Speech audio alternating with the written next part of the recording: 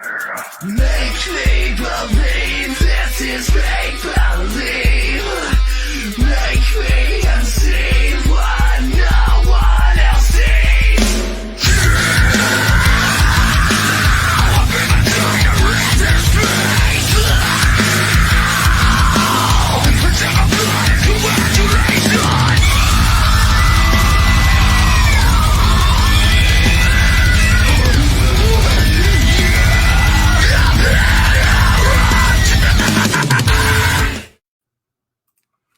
What's up, everybody?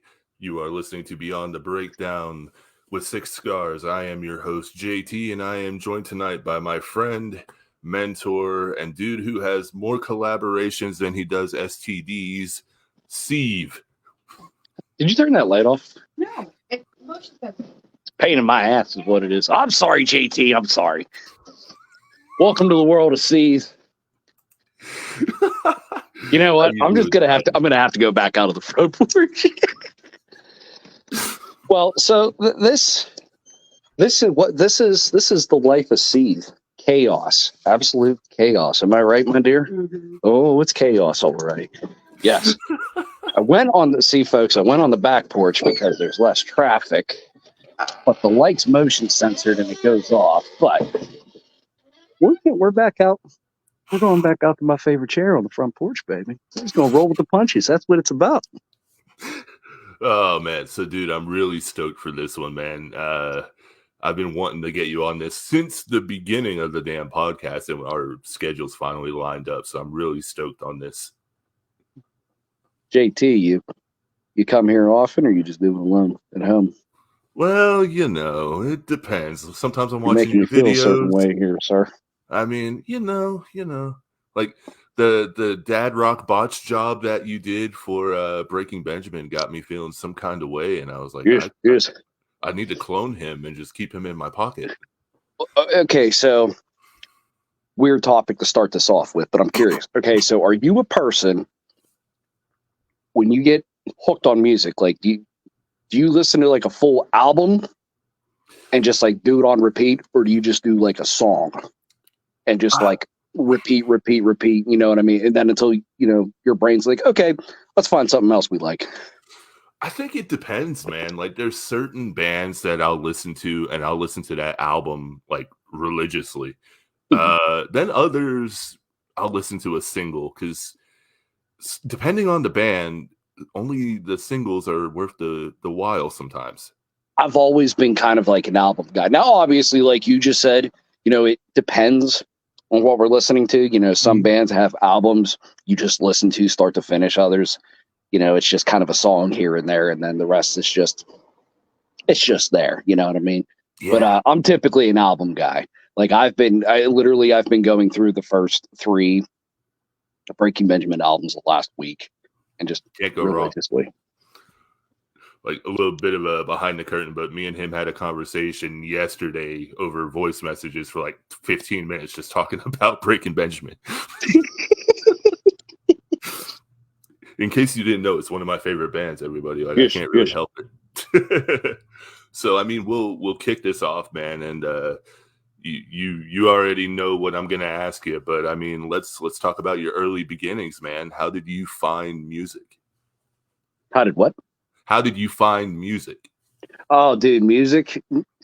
I was born into a family of musicians, if you will. On my dad's side, everyone was mainly like old school style country, like religiously, like that's what they were about. And then you go over to my mom's side, like they were more like the classic rock, like when they were like very much the rock and rollers, you know what I'm saying? Mm-hmm. My mom listened to hip hop and whatnot too. Like I grew up on anything from 90s hip hop to stuff like Frankie Valli and the Four Seasons. Oh wow, John Mellencamp, dude, like anything and everything between. Nothing was ever off limits. Nothing was like that's just how it was. You know what I'm saying? And from a very, very young age, like I always knew I always mainly wanted to be a singer. But I really is one of them things like I didn't know how. Mhm. And I never had the balls to do it. Like I had opportunities to try and do stuff, you know, but like I always clam up. So guitar was actually like my first real dive into music. Guitar was my first love. Played guitar for years. And I still do to this day. Like honestly, like on a lot of Nine Stitch Methods work, like Yeti and I, you know, a lot of times he's kind of like a rhythm player and Mhm. I'm more of the lead. So, you know, we get to mess around with stuff like that. But yeah, yeah. And it wasn't until, let me see here, what year did 9SM start? 9SM started in late 2015 or 2016, something like that. But whenever I reached out to Josh, because at the time he was in a band called 5 a.m. at the funeral home, and I played in a band with my brother called Somber Chronicles. We were like a new metal metalcore band, and I played guitar and I did backup vocals and stuff. And my brother was the main vocalist and screamer. It just kind of come down to like always Nine Stitch Method. Okay, hold on a second. I'm getting jumbled up here. That'll happen a lot tonight, by the way. How mine and Yeti's paths crossed was he was booking shows out of Butler, Okay. and he ended up booking us because I lived right down the road from the venue. They were booking out of at the time. We played shows together. And then actually his ex-singer from 5 a.m. at the funeral home was like, yo, you should go and like hook up with Yeti. You guys could probably do something cool. I was like, all right. So I hit him up, and that the rest is history, dude. Like it was just kind of like meant to be. It was weird. I mean, it was a rough go for a while because Josh was obviously already a really good guitar player, but like it was my first foray into doing lead vocals and stuff, and it was rough. But it was, dude, I mean, it it was bad. happened. You know, It was, you mentioned Nine Stitch Method, and you know, your boy had to wear the shirt tonight. So dude. Well, okay, I'll tell you what. We'll go ahead. I'll go ahead. I'll make it. We haven't announced it officially yet, but not that the band broke up or anything. Just life's been very very crazy for us the last couple of years. But we are going to be having our first show back in like a year. Yeah, November it's been about a year. 2022. Yeah. Yeah, we're going to be having our first show back in April. So we're pretty damn stoked about it. Dude, that's gonna be sick because Yeah. I remember watching the footage from the last one, and that was amazing. Yeah, dude. Yeah, that shirt that you're wearing, that was that was our last show. Was the EP release party for that. And then life kind of went to shit and we haven't I mean, we still talk to you. Everybody, because that's something everybody asks me all the time. They're like, "Oh, like, did you guys have like a falling out or whatnot?" Because like you're really focused on Seethe and whatnot. And it's like, well, that's just life.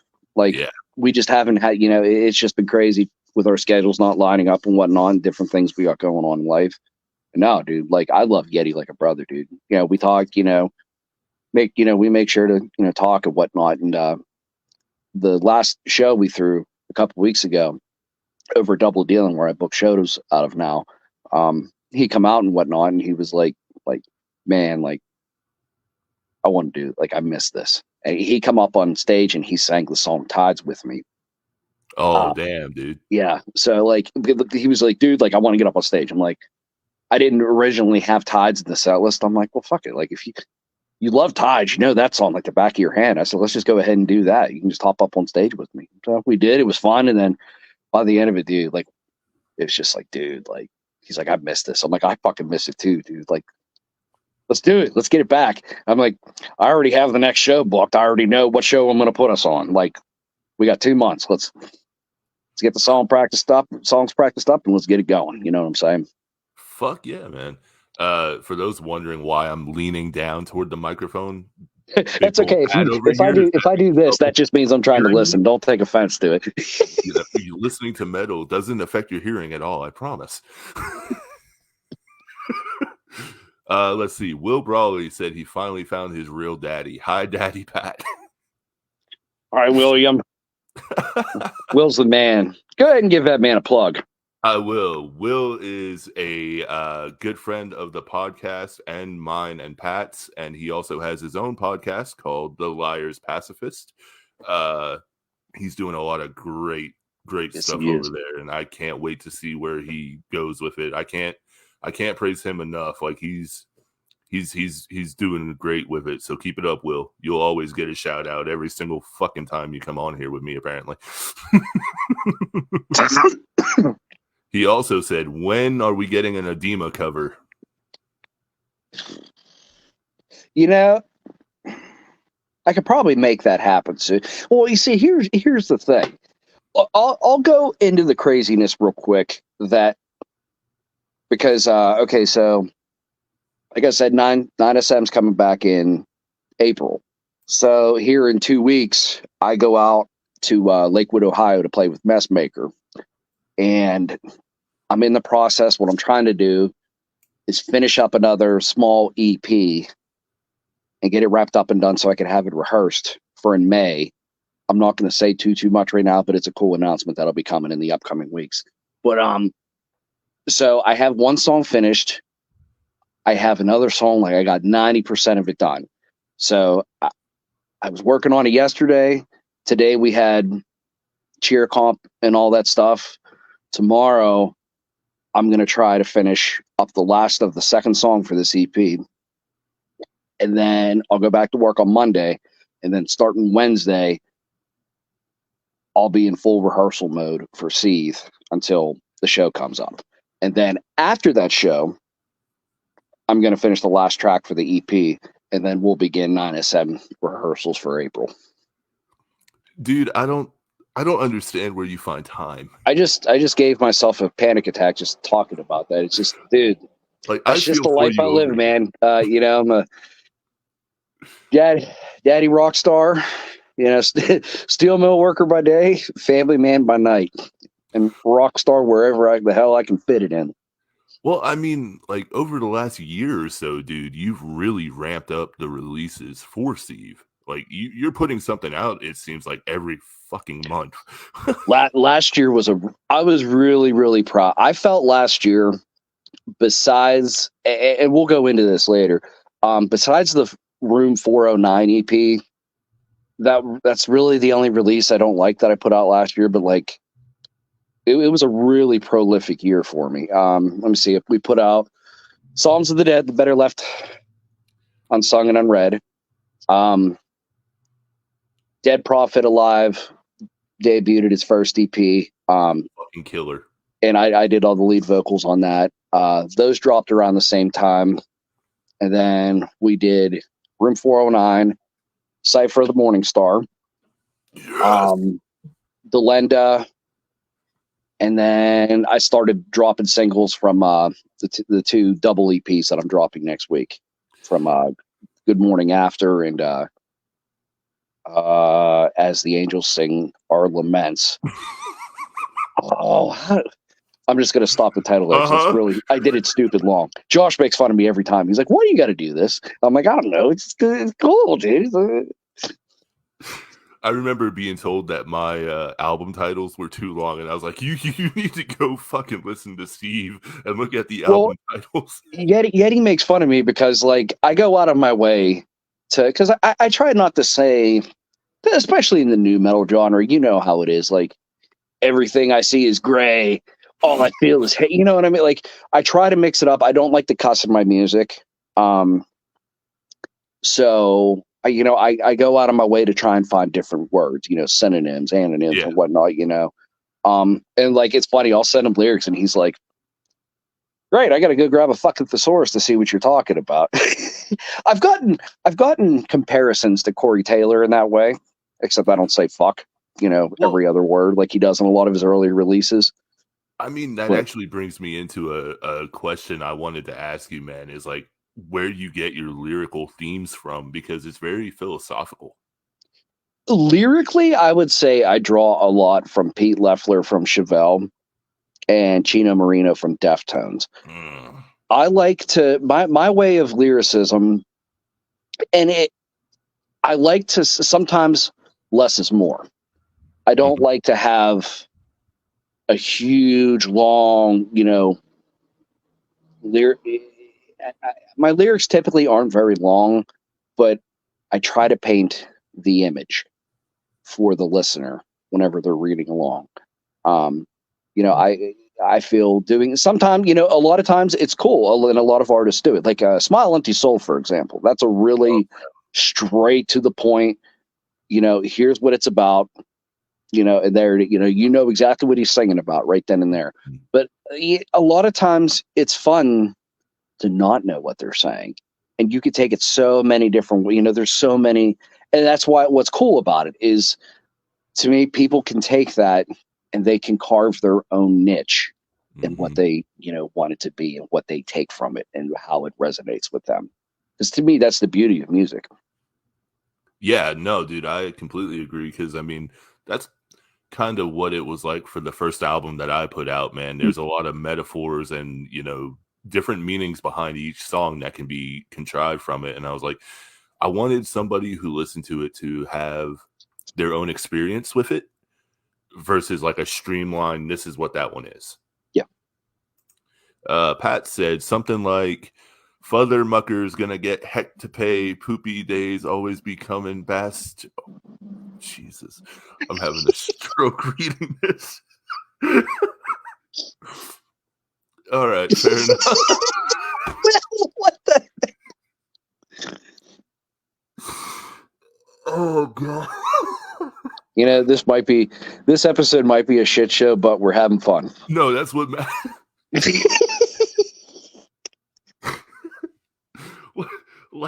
Like the ass hit by a car. Now he apologizes. Yeah. He was smart. He got the plug first. Business 101. Oh man. All right. Try to recover this this shit show. So going into your sound a little bit, man, the thing I love about your music is that you have such a unique style, man. It's like you combine I've said it to you before, you combine like Tim Williams from Blood Simple, and you combine like Marilyn Manson, dude. I love you for the Tim Williams reference. I really do, because Tim Williams is one of my all-time favorites. On it, and I see where people get the Marilyn Manson. One of my friends, and she's a model, Mad Kitty. Whenever she first, because we were all because in 2019, Nine Stitch Method signed to Brutal Business Entertainment, which I would later go on to run. But she was one of the models with that. And our very first show that we played, where the label kind of got to see us and what we were about, she said, "You sound kind of like a heavier Marky Chavez from Edema." And I was like, fuck yeah, dude. That's what's up.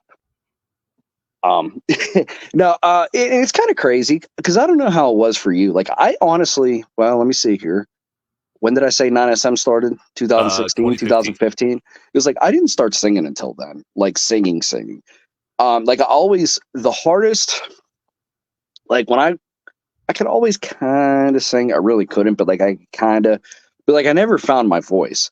And that was kind of the issue. Like, that was the thing whenever I first started singing with Josh, is I didn't know, like what I wanted to do and where I wanted to go. And it was kind of like, I used to try to sound like Ben Burley and like Sean Morgan from Seethe and Scott Stapp. Like I wanted that post grunge Jarl, Oh yeah. But like my voice just isn't like that. As time went on, and it was never something like I was like, oh, like I'm gonna imitate. Like, it's just kind of what I found where it works. And as time went along and I learned techniques and whatnot, I fell in love with like Damian Starkey from Burn Season, Tim Williams, Billy Keaton from Scrape and Audiotopsy. Ooh, there's a deep cut. Yeah, like I'd say like those three are like my top three like definite main influences, because like I can sing, but I'm not a trained singer. I'm not a pretty singer. Like my voice, it sounds like I'm gargling gravel and nails. It's real rough and yeah, it's really raspy, you know, and it was kind of like, okay, like, and I learned over time how to be able to project better, breathe from my diaphragm, learned how to use fry techniques to where like I could pitch scream. I'll say Chester Bennington because he's the more popular one, but like guys like Tim Williams and Billy Keaton, like them guys have, you know, they're just, you know, but their pitch is like, you know what I mean? Like they could be screaming but singing at the same time. You know what I'm saying? Like there is actual notation in there. Yeah, yeah. A really good example of that modern is Architects. The band? Yeah, yeah, You see, I know of them. I've heard a couple, but like that's honestly, yes. Sam Carter's their vocalist, right? yeah. Yeah, like no, he's famous for that. He was definitely one of the ones that I'll say made that popular in the, you know, what we have today for metalcore and whatnot. He was he was definitely a pioneer in that and bringing that into like a niche in the genre. Yeah, Where and before, like there was a lot of, you know, you had your gutturals and stuff like that, but then you had like the higher pitched emo, the you know, type Fry. vocal. Like that's kind, you know what I mean? Like that's kind of where it was.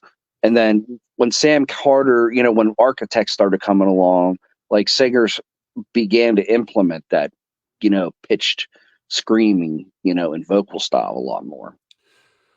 Yeah, and I kind of I hate that there's so many copycats now of Architects because like now I can't listen to Architects.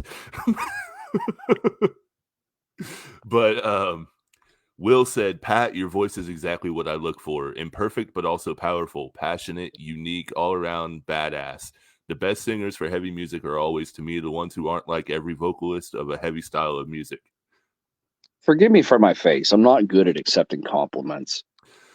I will see. What's funny is I was going to tell you the exact same thing that Will told me that he tells people when he's introducing them to Six Scars. It's like, he's not the prettiest vocalist, but he'll basically get you to where you want to be. Well, that's like to me. Well, dude, my favorite singers are like look at. I know people are going to roll their eyes when I say it, but like look at Kurt Cobain and Nirvana. I love Nirvana, man. Always have. Like Now, but like in general, like Nevermind. Nevermind's an amazing album. You know that was obviously their catapult to success and fame, and that was really really produced. But you look at like In Utero Bleach. and even like Bleach and whatnot. Like he's a good singer, it's there, but he's not always quite on point.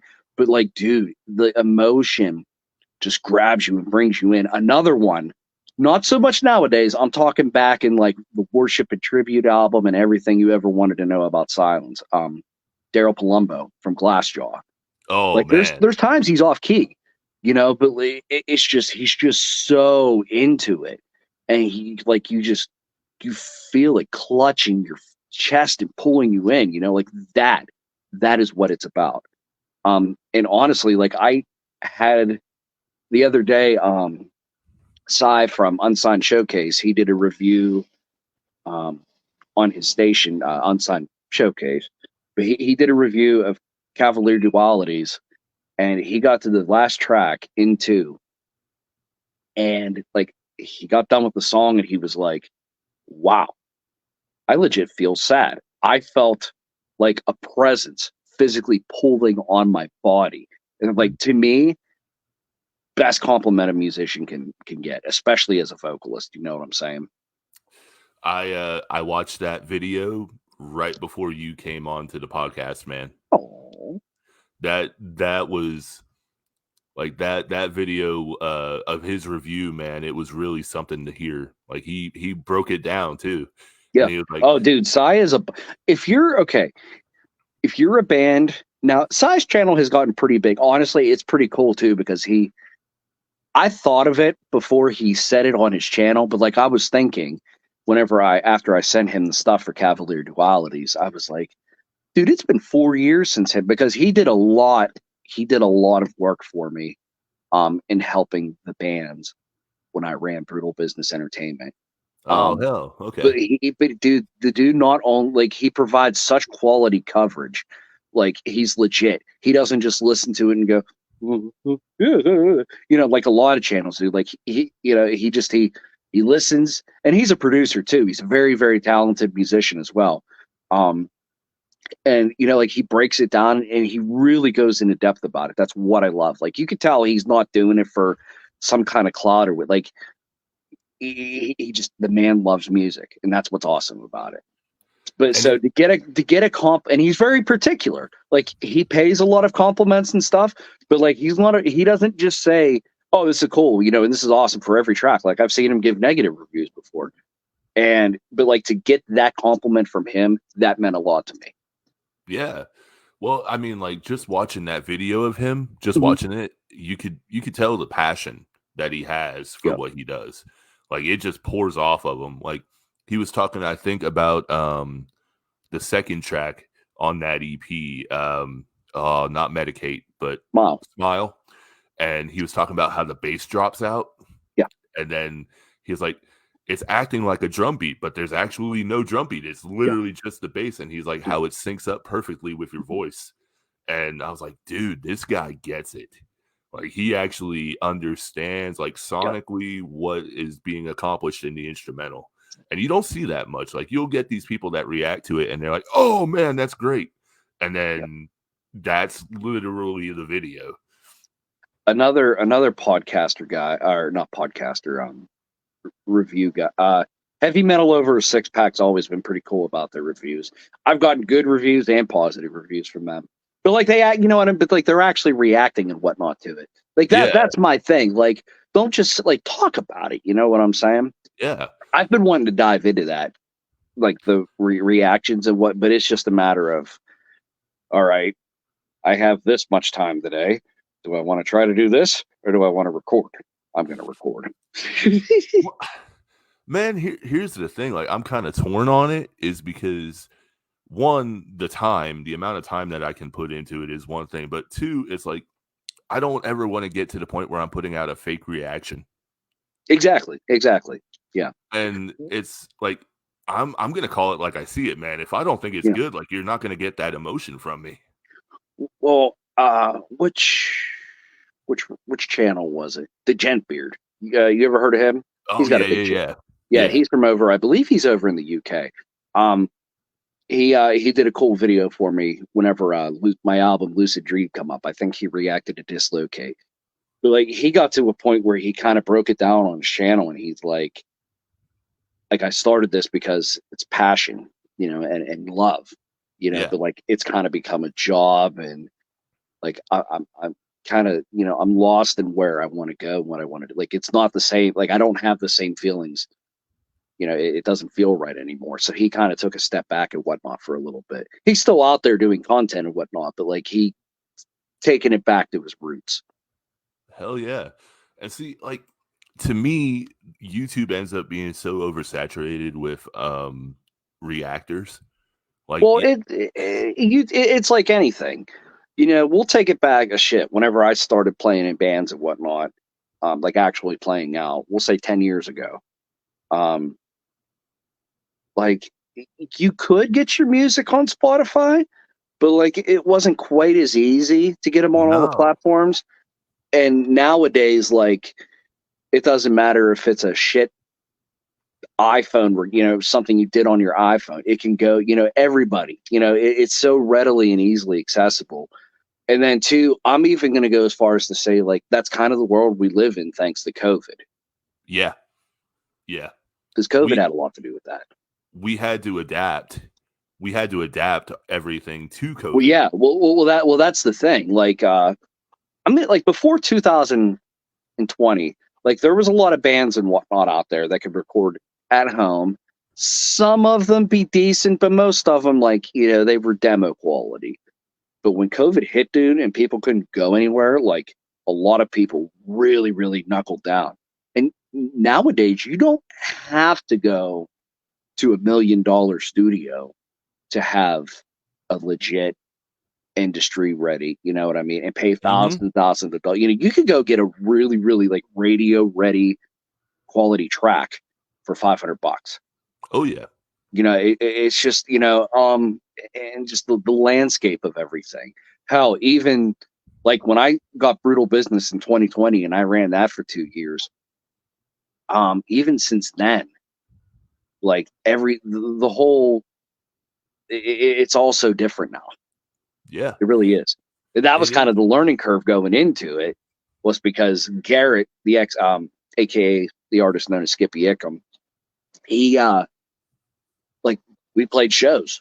That's what we did to get the brand out there. You know what I'm saying? Like, yeah, we did social media and whatnot, but like it was like our big focus was shows, but that got ripped away from us. And when he was stepping out, he was like, "I'm gonna bury it, or I'm gonna give it to you." And I was just like, "Oh, okay." It's not every day an opportunity, pops in your lap like that. So like we did a lot of really cool shit in my tenure there. That was a really, really crazy time. I learned a lot about myself, and I took a lot of good lessons from it. And I know 2 years, I aged 10 years. Like you can literally see looking at photos of me, 2019, and then what I look like now. Like it's night and day. I mean, the stresses of the business will do that. Stresses of the business, and dude, how do I want to put this politely? Musicians are a fickle creature. Yeah. Yeah. And it's like anything. There's good people out there. There's shitty people out there. You got and the thing is the market is so competitive and crazy right now. People thought it was hard before. It's oversaturated. It's crazy. Like and you got to have money. It's like anything. Unless you get something viral on social media out of luck, like you got to have the money to spend to get you in the places that are going to make it count and move you up the ladder of the chain. But yeah. Well, I mean, you're part of DI Records now, aren't you? Yes. I am currently both Seethe and Nine Stitch Method are recording and performing artists under the label. I'm part owner.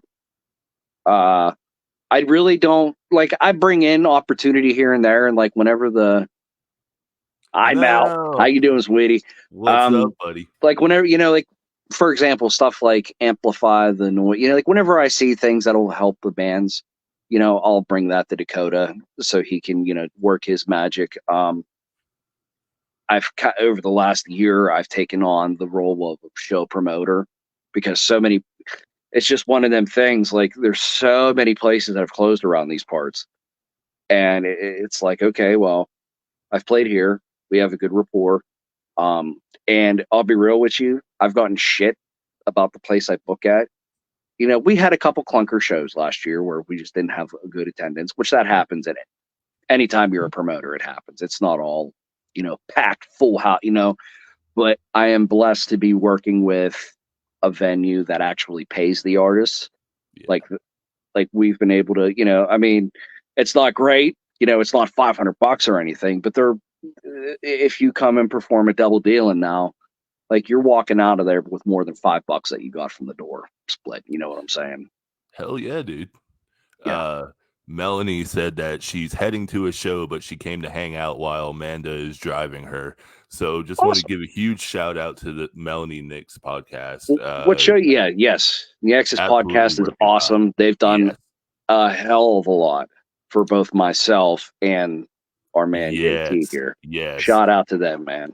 Mel is an absolute sweetheart. So is Manda. A little bit of a peek behind the curtain that hasn't been released is Mel and I are working on a track, and then Manda is also supposed to be featured on a Six Scars track.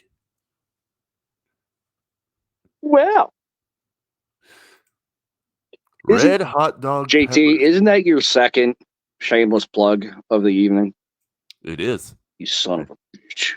It's almost like it's my podcast. Don't you know that I'm a big deal? You are. You are such a big deal. Dude, I ain't shit. Really? Okay, so look.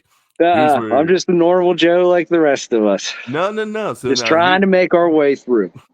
Here's what I will say, man. You and me have been friends now for what, 4 or 5 years, I think. It's been about 4 or 5 years. We've gotten real close over the last year and a half. Oh, yeah. And the very first time I ever sent you anything was literally Killing Time. Yes. That song.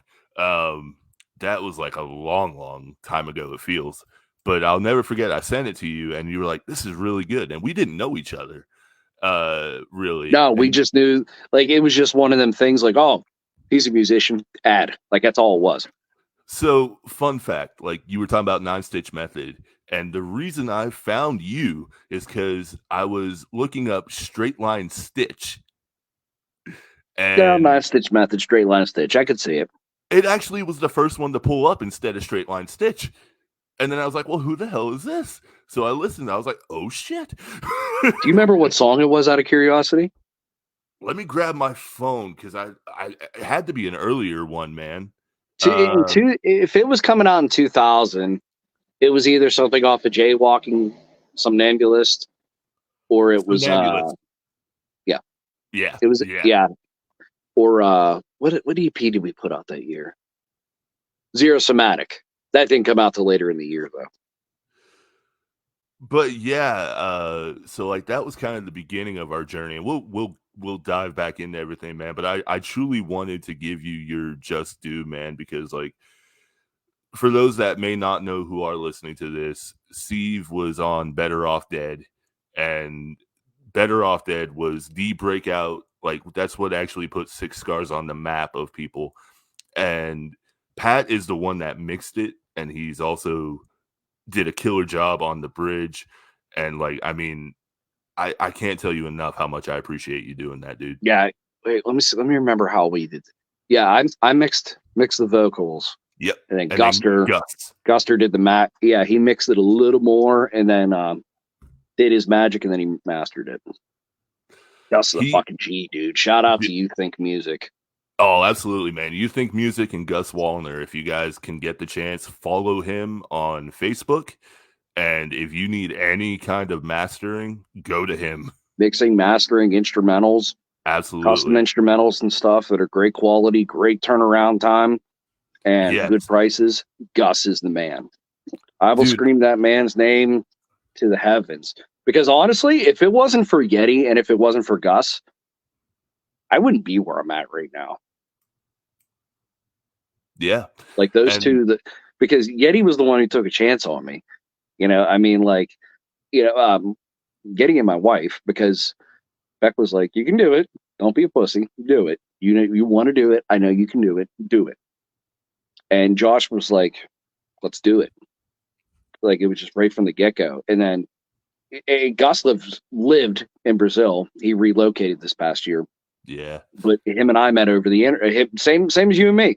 It was the New Metal for Life. Forever. Yes. It was that. He was posting up because it wasn't. Yeah, he was still kind of in the beginnings of starting his channel up. And I reached out and I was like, hey man, can I sing over one of your songs? And he was like, all right, well, show me what you got. And I sent him, it would have been from Life After You, our album. Yeah, our album, Life After You. I sent him a couple tracks from that. The rest is history. We've written a fuck ton of music together. He's done all the mixing and mastering for all the C's work. That's a lot. From Jaywalking Somnambulist on for Nine Stitch Method as well.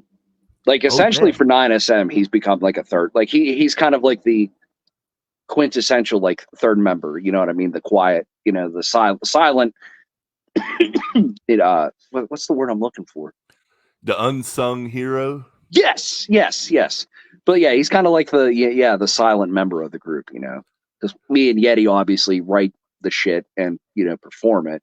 But like he does the bass, he does the electronics, and it's always cool because he's like, I got something cool for you guys. I want you to listen to it, and like he'll throw something in there, and we're just like, we never would have thought of that, dude. Hell yeah, man. And it's always cool whenever he, that's how he's really getting into it, and he enjoys the songs is whenever he's, hyped and adding crazy shit to it. So we'll get back on a little bit more of a track at least because it's a shit show anyway, so it doesn't really matter. But trying to be mindful of your time at least, because I don't know. I don't want to keep you too long. Oh, you're good. You're good. I'm just here to enjoy the company. Well, hell yeah. So I think your newest release right now is Away.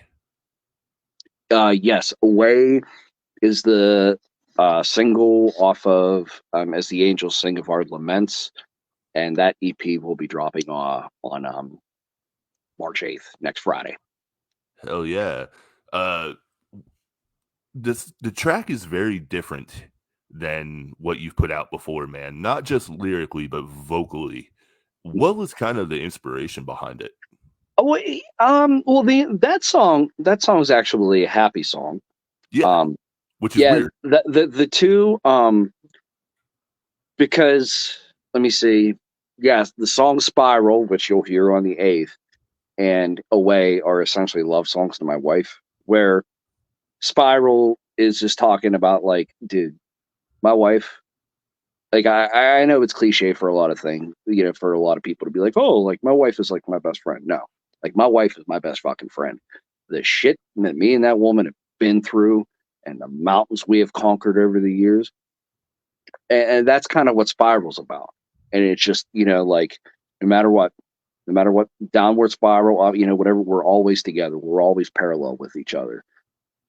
Where Away is more about the whole scene of being old and in a rocking chair, looking back on all we've done, watching our kids grow up. That's the vibe of it, man.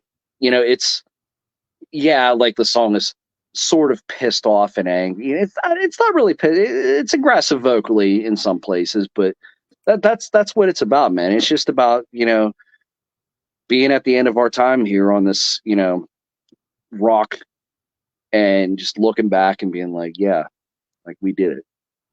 You know what I'm saying?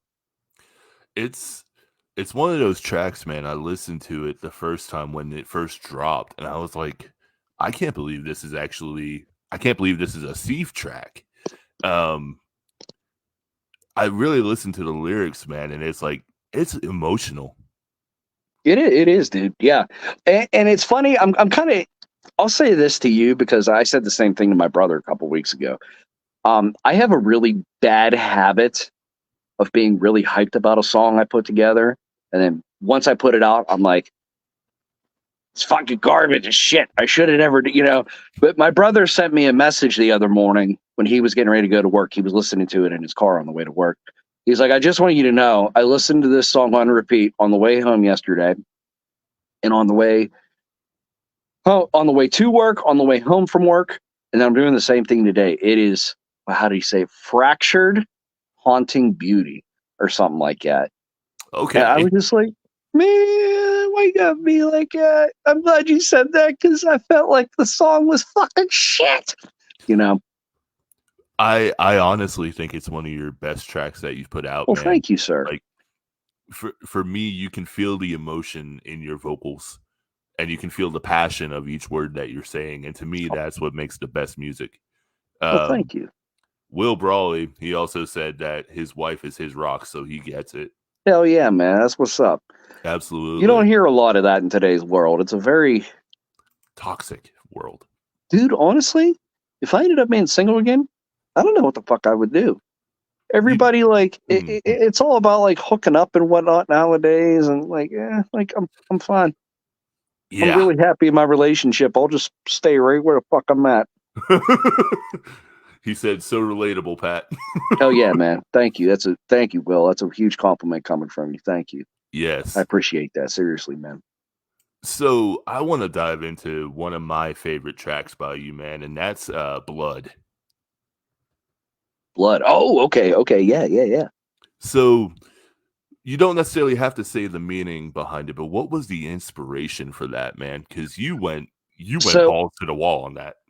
Oddly enough, because Good Morning Wrath and As the Angels Lament are coming out at the same time, I wrote and recorded As the Angels Sing of Our Laments, like, end of toward, like, fall going into winter of 2023. But that Good Morning Wrath, which that song is from, that was actually all recorded back in 2022. It Okay. was right around the time Gus and I pretty much put that whole EP together over the course of like a month and a half while we were getting ready to have our youngest son. And right after, because I had like a month off of work for paternity or is it paternity leave. So the latest single from that EP, Plunder, that was the first one. That was actually where we started. And that song went through a lot of with the instrumentals, like we went through a lot of revisions with it. So anyway, we started with that, and then when we got to Blood, I had my son in the hall. We had our son. He was born. And we were home for 2 days, and then I ended up staying down with my daughter down in Pittsburgh at Children's Hospital for a week. She had like a nasty kidney infection.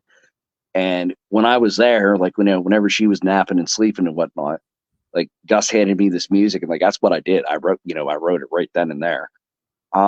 There was some things going on in life. I won't, out of respect for other people and other parties, I won't say what it was about. But the song is essentially like a horror. It's a horror story.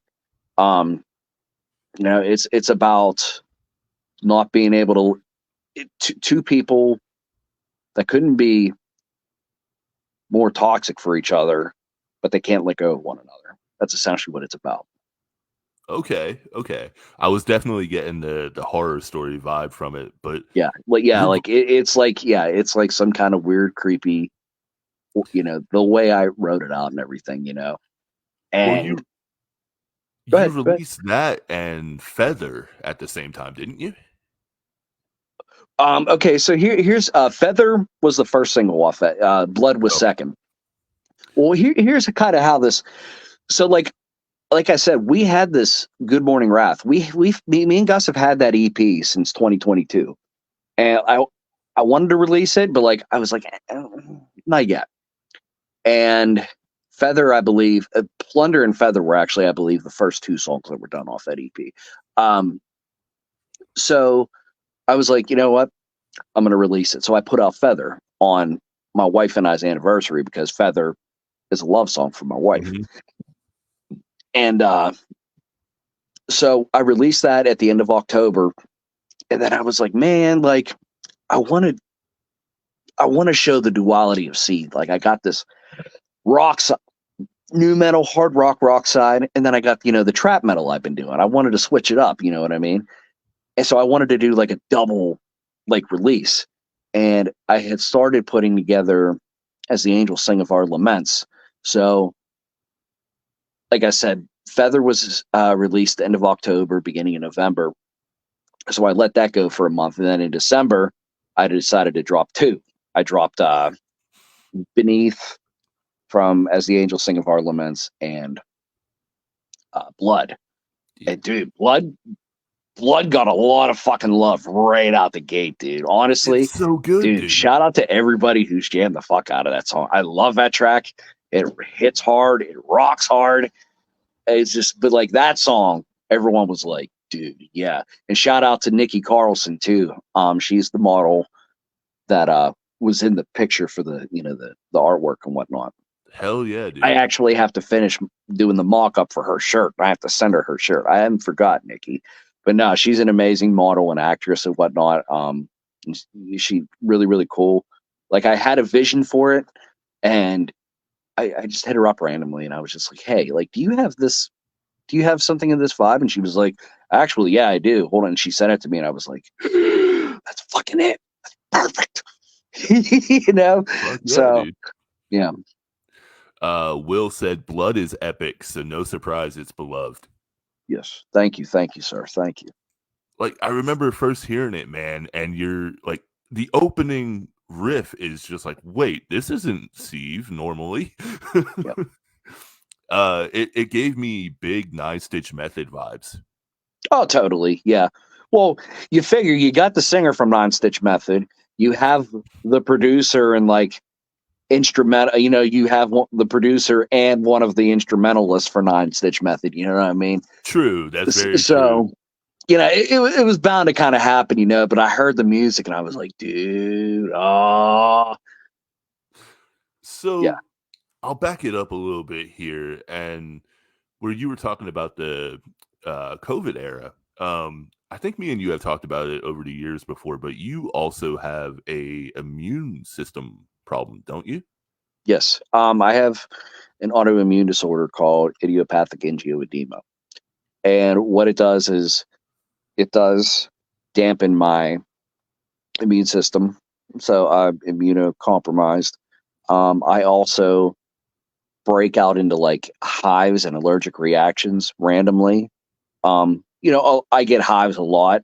Mm-hmm. Um, Shout out to Allegra Hive.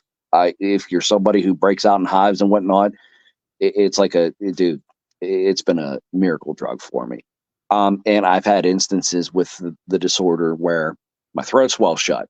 Yeah, So I've had to been rushed to the hospital.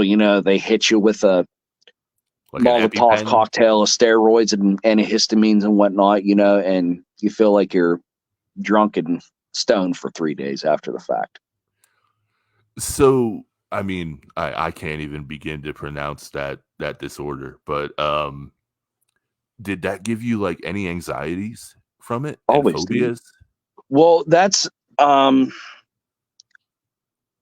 bec- I'll put it to you this because like I originally last year I wasn't planning on performing at all because like after every show I get sick. I'm around people, hugging people, handshaking, sharing equipment and microphones. Like I'd always get sick. And to put it into perspective, like the common cold, like it's like getting a really really bad flu for me. It just it sucks. Um, but I mean, like my doctors have me on a good. It's not as bad as it used to be. I still get sick and whatnot here and there, but the doctors got me on a good medical regimen and stuff right now. I have to carry around an EpiPen with me. I haven't had to use it, thankfully. But yeah, I think like the worst bout I had, the last like really really bad was I was at work and I had a I had a reaction on night shift. And it was funny because like it was just like going through the motions. I was all hived up. I looked like Mr. fucking Krabs. I was itchy. I felt like I was on fire. But the thing that scared me was I started getting chest pains. So I called my lead over the intercom and I told him to come to the office. And I'm like, you're going to need to call an ambulance. I said, I got to go take a shit. I'll be right back. And it's like I walk out of the office and he's like, what? So he calls the ambulance to come to my work. And they're like, well, what's he doing? He's like, I don't really know. He told me to call the ambulance and he told me he had to go take a shit. And that's what he's doing right now. Uh, my wedding ring, I was swelling up so bad. My wedding ring, I couldn't get it off. I had to use vacuum grease. I barely got it off that way. I had a silicone. My wife got me a silicone ring, which I still really don't. It's just kind of like you were talking about phobias and whatnot. Like that's kind of like like I can't wear it. This is, but like with the silicone one, like I could cut it off or anything, if I needed to. I wouldn't lose circulation in my hand. Damn, dude. Yeah, Like I it know we've sucks. talked about it before, but I mean to talk about it in that extent, I mean that could be damn near debilitating if you're not Oh, dude, it's careful. terrible. Like fall and winter, which are my favorite seasons. Like, dude, they're fucking terrible for me. I'm always sick. Uh, yeah, it's not fun. It sucks. So I know you did a whole album or a EP on phobias, didn't you? Yes, that was Delenda, D- uh, the Black Rose on the epitaph. So I know with them being phobias, are they phobias that you actually have? Okay, so when that album was born out of, so last year I hurt my shoulder last year. And this goes back. I have it's a common thing. Like I work in a steel mill. 12, 13, 14 hours a day. Mhm. When I work, a lot of physical work. It's not the worst job in the world, but like it's very physical. I have what's called uh, bone marrow edema. So a lot of times, like if I'm active, like the joints swell and whatnot, and it's not fun. Um, but I was off work for that, and there's a old saying, "An idle mind is the devil's playground." And I've had depression and whatnot for years. Um, I never really dealt with it. Like I was one of them guys that like I'm a tough guy. I'll bear the Mhm. weight of the world on my shoulders. I don't I don't need no medication or whatnot. And like during that time, I was off for I think a month or two from work. I ended up having a mental breakdown. It came out of nowhere. Like because things, outside of being injured and at home, like things were good. You know what I'm saying? Nothing bad or crazy. And I went out of my mind, dude. It was like somebody else. Like I could see everything, I could hear everything, but it was like somebody else was, you know, steering the wheel and turning the gears in the cog. You know what I'm saying? Yeah. Um, so it was really bad. I won't go into the full detail of it all, but I signed myself in, got the help I needed, and come out of it. It was hell, dude. But you got to go through hell, to get out of it. You know what I'm saying? And and and I deal with it every day. You know what I'm saying? Like, but I have good days, I have bad days, but I'm definitely a lot healthier minded Yeah. Yeah. now than I was before. I'm learning how to, better coping mechanisms, better, trying to express myself and outside of like just stuff in life, you know what I'm saying? But Yeah. dude, and if you're ever, if you're in that place, to anybody that's watching this, get help. Ask. You are worth it. You know, the stuff that we hear up here, dude, it's all lies. Like it's It is. crazy. It is. And it's one of them things like people say, like, oh well, it's the coward's way out. Right? Like I get what you're saying with that. But until you've experienced that, you don't understand it. Hmm. And because like I've always been like, dude, I have a beautiful wife. I have three I have three beautiful children. I have a decent house. I have a good job. I make music and, chill and rock with cool people, like I love my life. Could I use more money? Shit, couldn't we all? But when that happens and you get to that place, like there's like don't be a hero. Reach out and ask. Yeah. That's Yeah. my message. That's honestly, even though my music is a lot of bitching and screaming and rah, rah, rah, rah, rah, like that's love. You know what I mean? Is really the main message I'm trying to get across to people. You're Yeah. worth it. And first of all, thank you for talking about that. I remember when you had messaged me afterwards and you let me know what was going on because we Yeah. hadn't been in communication. Um, I was just so glad to hear that you were doing better and in a better mindset because I've been there, man. Yeah. Uh, and like you said, it's not something you just get over. Like it's no matter what anybody says, it's not something that you just one day wake up and it's gone. It's an everyday Yeah. No, battle. it is a Like it's constant fight. And honestly, like, wow, music, music's my catharsis, but it's just kind of crazy how, what's the word I'm looking for? You ever write a song and you're just kind of like, like it works, it's good, it's cool. But then, like, later down the road, you write it and you're like, oh, that, like you have some sort of event that happens like Mhm. that per se, or, and you're just like, well, now that fucking makes sense where my brain, where my subconscious was, you know what I'm saying? Yep. You know,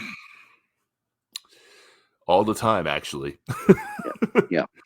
Um, so I mean, I guess that will lead us into the other release that you said you're not so proud of, right? And that was is that Room 409? Room 409. Ah, man.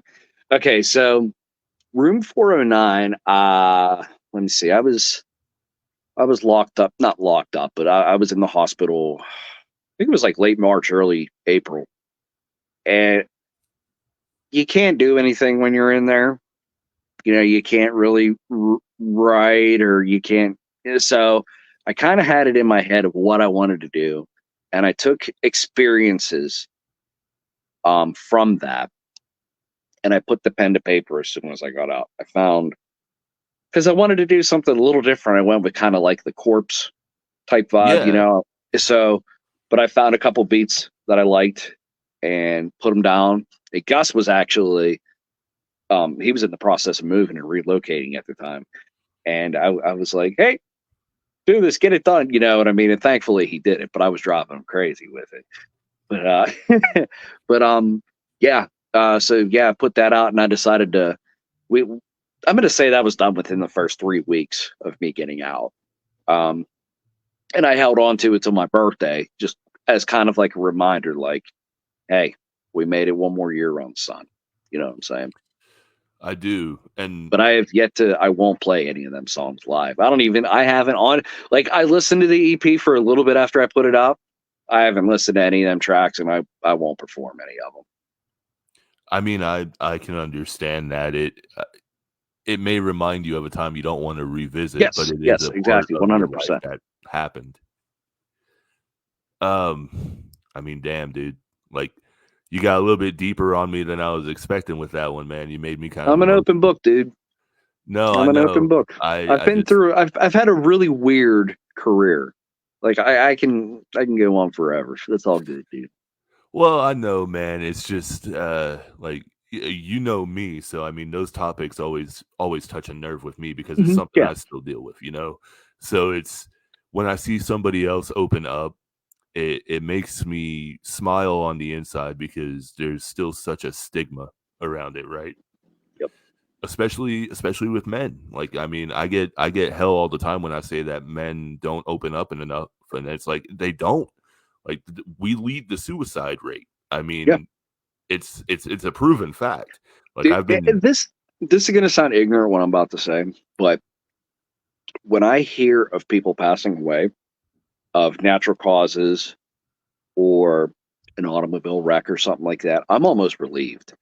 Like, because it's just suicide is such a common thing anymore. It's just like, fuck, dude. yeah, Like, just fuck. Like, yeah. like, obviously you don't want anybody to die, but like, I, you know, it's not something you want to say that they, took their own life and whatnot. It's really, really sad and tragic. It is, and you were talking about earlier, you know, how people call it the coward's way, and it's like, to me, I can't stand when people say that, because to me, put yourself in their shoes and think about what was going through their head that made them think that was the only option. Yeah. Oh, dude, I'll be real with you. That day I was in here, like, I was saying the nastiest shit I could think of. I was like, my buddy Chris, and his wife Caitlin, my friend Caitlin, they were next door, and like Beck went over and got them. Was like, some shit's going down. So Beck and I had come to the conclusion, I'm going to sign myself in. And like, when I walked past Chris on my way out, I'm like, sup? Like, I can't remember even what I said to him. But like, when I got out and I went to go visit him, he was like, dude, he was like, that was not you. He's like, the look and what you said to me, he's like, I wanted to grip you up and beat the fuck out of you, which he could. The man's like 6'5" and 300 pounds, and he's just fucking jacked, you know what I mean? But he was just like, it wasn't you. He's like, something was in there and it wasn't you. And I'm like, oh, believe me, I'm well fucking aware. You know what I'm saying? Yeah. You said earlier where it felt like, you know, you didn't have control, like somebody else was driving, but you were just a passenger. Um, I've been diagnosed with borderline personality disorder, and like I do have what's technically called alters. Yeah. Um, and it's like that's a very real thing. Like, you dissociate and you're watching yourself do the actions, but you, for the life of you, cannot stop. Repeat that last line again, buddy. I Oh, didn't hear you. yeah, for the life of you, like, you cannot stop what you're doing. Like, you're Yeah. watching yourself do it, and you want to stop. There's a part of you that wants to stop, but you physically cannot make yourself stop. And trying to explain that to people who've never been through it is ridiculously hard. It's just one of them. Now, is that like I don't want to downplay it and say mild, but is that like a form of schizophrenia? I mean, it like obviously I'm not a doctor, so I can't like do diagnosis or anything, but like from what I was told, it's a severe form of dissociation. And it could also be part of DID, which is dissociative identity disorder, which is basically like multiple personalities. So like one can shift back, another can come forward, another can so on and so forth. A lot of the times that kind of happens. Hold on a second. I gotta set you down for 1 second. You're good, man. While he's doing that, I'm gonna let my cat out real quick.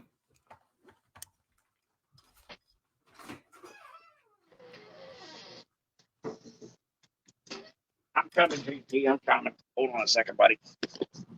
There we go. I'm back. Perfect timing. My cat was wanting out. Well, that was the problem. My cat's outside.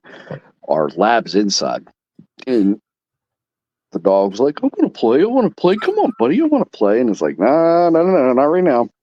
I've been ignoring her for like the last 30 minutes because I was like, I can't find a good spot to just get up and let the door open. But no, DID is like a form where, like I was saying, where you have many alters, and a lot of the times we dissociate and people don't realize it, but it's us splintering ourselves due to like something that we've endured in the past. And it could be something you don't even realize you're going through or have went through, but your body and your mind will react that way as a safeguard. You know, it's whenever you say stuff like this, being diagnosed manic depressive and bipolar doesn't seem so bad. Right? It's like anything. It's like anything. I tell my kids this all the time. No matter how good you are at something, or no matter how bad you are or how bad you think you have it, somebody's either better than you out there or somebody has it worse than you. Yeah. Get off the pity party. Absolutely. Especially when it comes to people using mental illness as a crutch. Like I end up seeing that quite a bit, and it takes everything in my power not to call it out every single time. Oh, dude, I know. Believe me, I hear you on it. Like, like that's something that I'm gonna blame social media, but like depression and whatnot on social media, it's almost glorified. Yeah, and especially in today's generation, it's weird. Like, I don't know. It's just. I'm making myself sound old here, but yeah, I see stuff on social media, and most of the time, like, there's times I want to engage and just be like, dude, no. But at the same time, it's just like it ain't worth it. I'm not going to change their mind or anything. Well, that's honestly what the song "Beneath" is sort of about, is not letting your traumas and whatnot define you. Okay, I've listened to that one several times, so I need to go back and listen to that one again. Yeah. You released Lanier. Was it the same time as Beneath? Well, was it the same time as what? Beneath? No. Lanier was would have been back in the late, probably, yeah, because that album come out in August, so that would have been over the summer at some point. Oh, okay. When did that album get released? I'm gonna say it was like late summer. Some beginning of fall whenever I released that album. But yeah, that song was just kind of, I guess you could say sort of that, like, not letting your traumas and stuff define you, and like being like, okay, like, I got to change something here. Yeah. Where do I start? Where do I go? And sort of finding that. So, I mean, where you were talking about, being in where you were for that month, how did that really shift your outlook on life now? I think understanding Why you always gotta ask me the hard question, motherfucker? No, honestly, it in learning how to do that, learning how to cope healthily and deal with stuff, and how to process things. That was honestly like learning, and two, like understanding that, because like I never knew I was bipolar. I was never, diagnosed bipolar or manic. But whenever they said that and they were talking about it and I was learning about it, I was like, dude, so many things make fucking sense now about how my brain operates and works. You know what I'm saying? It's just one of them things. Fair enough. I know. Unfortunately, not unfortunately, I got diagnosed with bipolar at like 12. So that's a whole spiel in itself. You had a head jump on it, head start. Woo! Well, I mean, yeah, like to be fair, all the surgeries basically caused it. Well, and that's okay. So, but that's another thing too. Like whenever we were kids and whatnot, because you and I are the same age. Mhm. Like back whenever we were kids, when you got diagnosed, like you were almost looked at like you were insane. Oh yeah, dude. You know what like it was a real like oh they're by but now it's a common thing. It's just like, all right, it is what it is. We'll put you on a medication regimen that'll hopefully kind of balance you out a little bit, but Like when I first got diagnosed, my parents weren't this way, but like people we went to church with were, and they were like, "Oh God, don't say that out loud." Da da da da da. I'm like, I'm sorry, I need help. Like I'm clinically depressed. What the fuck do you want me to do? yeah, no. Well, that's kind of that's a subject because I grew up in the church. Like JT, there was a point in time in my life where I was in the church 7 days a week. I went to school at the church.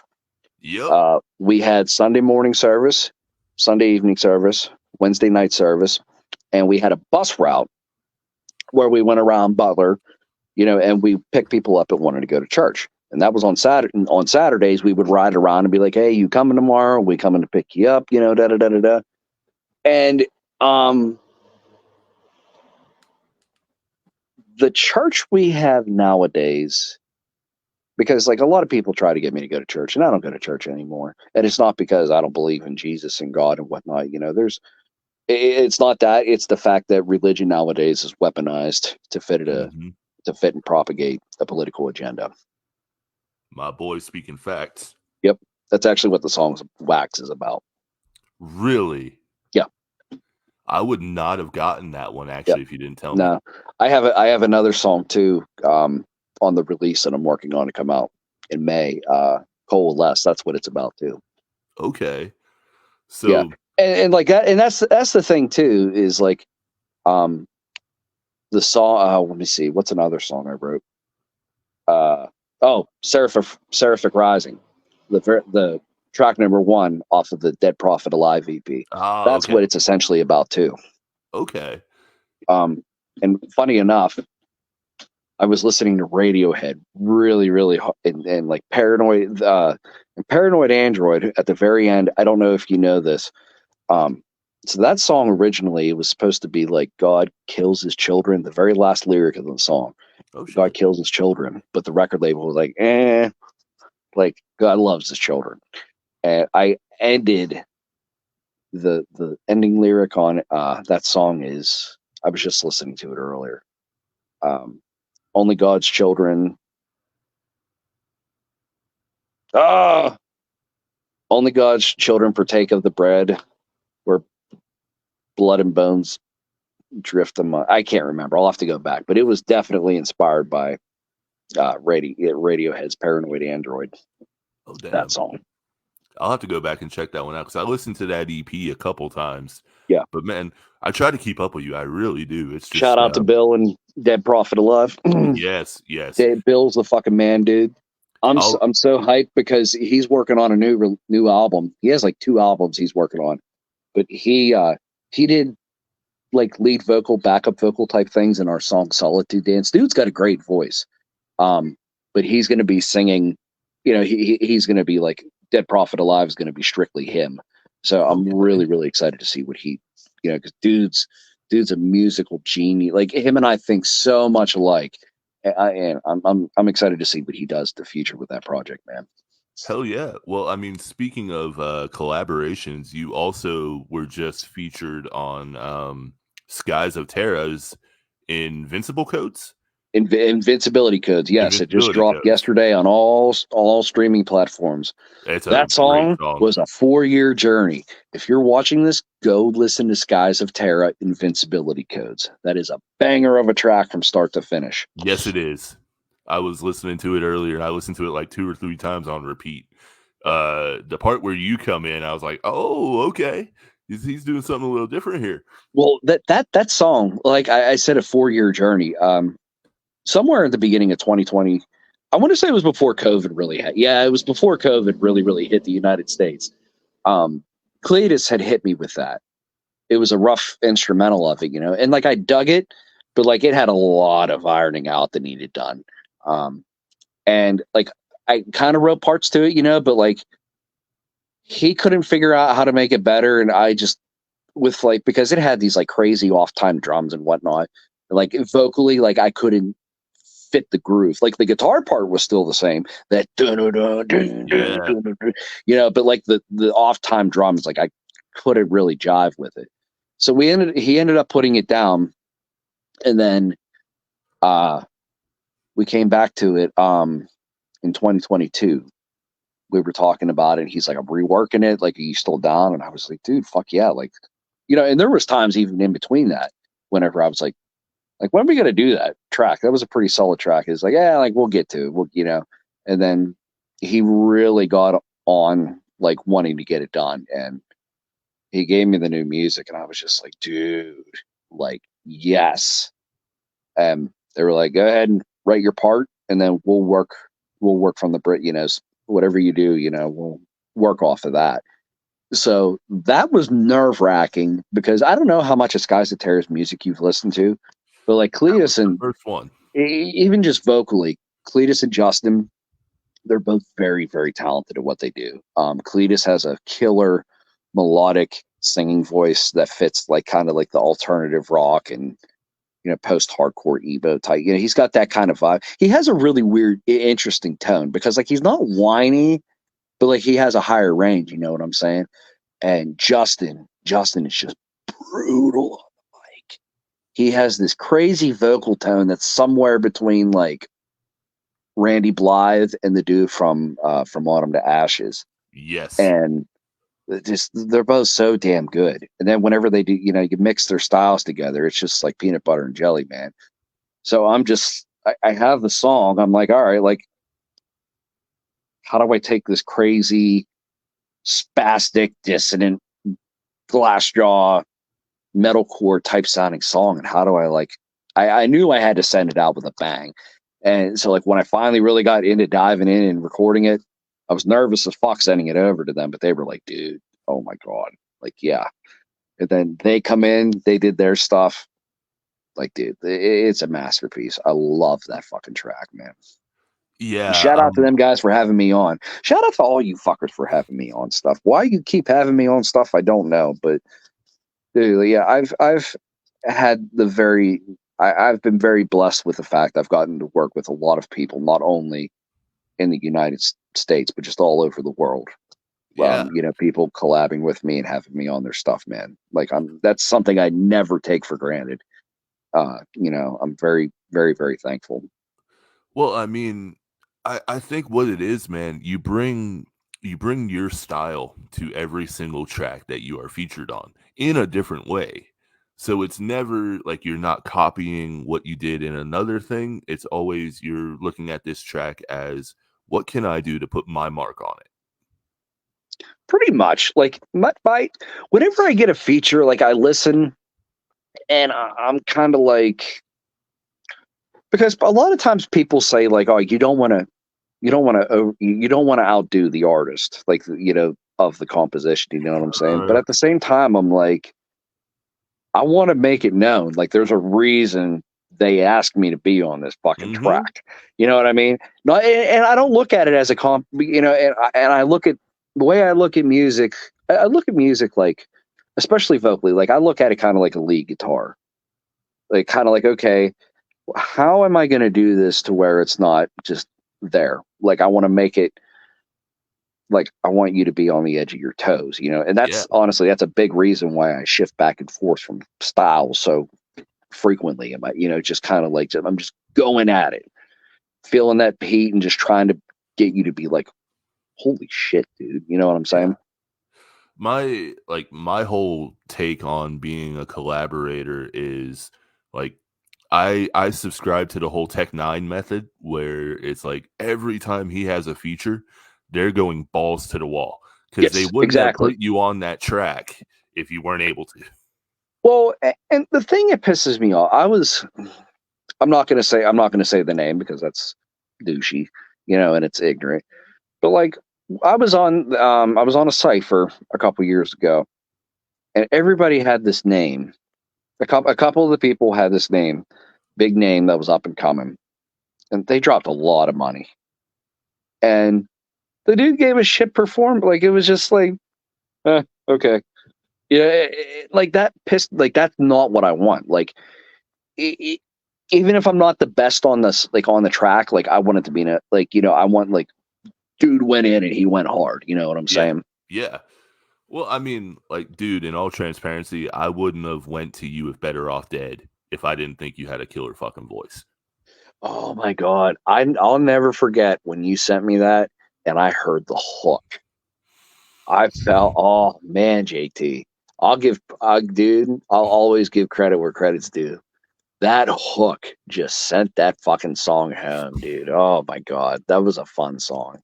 It was, man. I remember when I sent it to you, and you're like, "Well, let me see what I can do with this." And then I was just like, "It's a blank slate from the bridge on, so like just do whatever you want." And then you sent it back to me. I was like, "Oh, well, holy shit." Well, at that time when we did it, like people were still going crazy about Will Ramus, the to the To the Hellfire. Hellfire. And I was just like, I'm not going to copy it, but like, I'm like, I want to do something that people are going to be like, what the fuck is this dude doing with his vocal cords?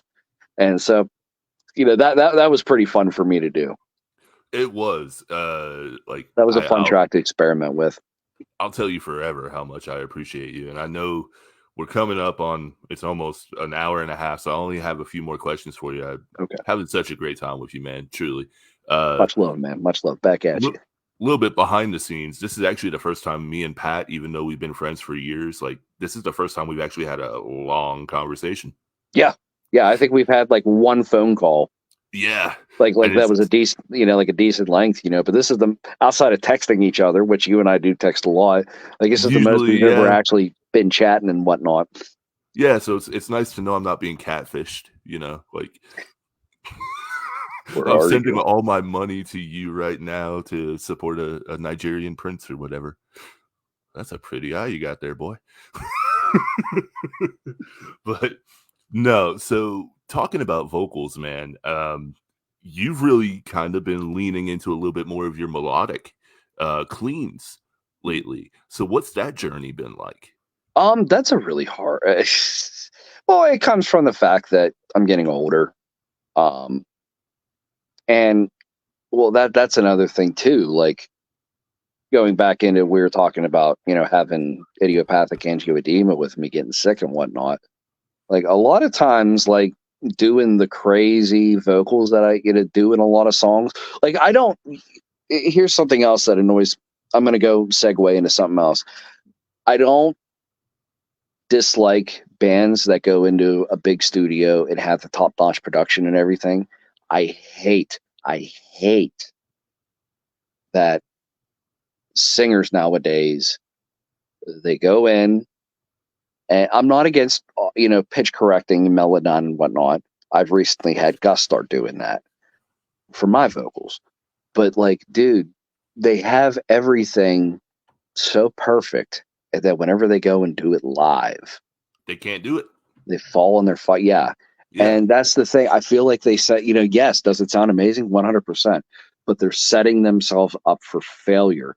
And another thing that annoys the fuck out of me too, and I did like a mini rant in my Bosch video the other day. Like people do these one take vocal covers. It's one take of them sitting there and lip syncing. Like, yes, did they record the track? 100%. But there's multiple vocal layers. Everything is produced to the fucking T, pitch corrected digitally. And then they're just like, oh, yeah, this would be. And I seen a very, very talented musician and influencer. She got, now granted, I understand it's hard to stay in key if you're a cappella. But she was like, everyone's like, oh, well, like you're doing this. Well, here, I'm going to sing naturally for you. You know, no production or anything. And she did it. And it sounded like fucking dog shit. And it's like, you just proved my fucking point. Yep. But everyone's like, oh, well, it's not industry standard. You know, but like, that's the thing, dude. And that you look at the music we have now and you go back to the 90s, for example. The 90s is the dude. Like, the 90s was my era. I wish I was a musician in the 90s. Same. And dude. early 2000s.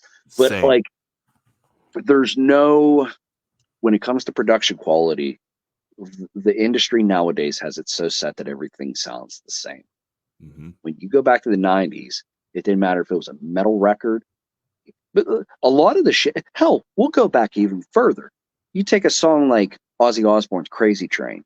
You know how famous of a song that is? Mm-hmm. Like, when you look at the grand picture of it from the industry nowadays, like, that sounds like a garage demo compared to what we have nowadays. You know, but the thing is, like, that song has stood the test of time. You know, there's grit. You know, that's pretty much what I'm saying, is all the soul has been sucked out of music. And I get so, and like, you know, like, I'm all about making like goofy, you know, TikToks and reels and whatnot, because that's what we got to do. Those are the hoops we got to do to get our shit out there nowadays. Like, I'm all about making little videos and lips, but like, don't be acting like that's how you sound. There's a totally different, because like me, for me, I produce my own vocals. Like I said here a little bit ago, just recently I started having Gus, you know, tweak stuff here and there, making sure there's no bum notes or anything. But I don't do like a lot of crazy shit. Like, I can do all that stuff live, but a lot of times, like, playing live, like, I'm, you know, sick, or, you know what I mean? So like, and you know, there's other things, you know, like if you can't hear yourself, yeah, you're having a bad, you know, an off day. Yeah, but like most of the time, what you hear on the recording and what you hear live is the same.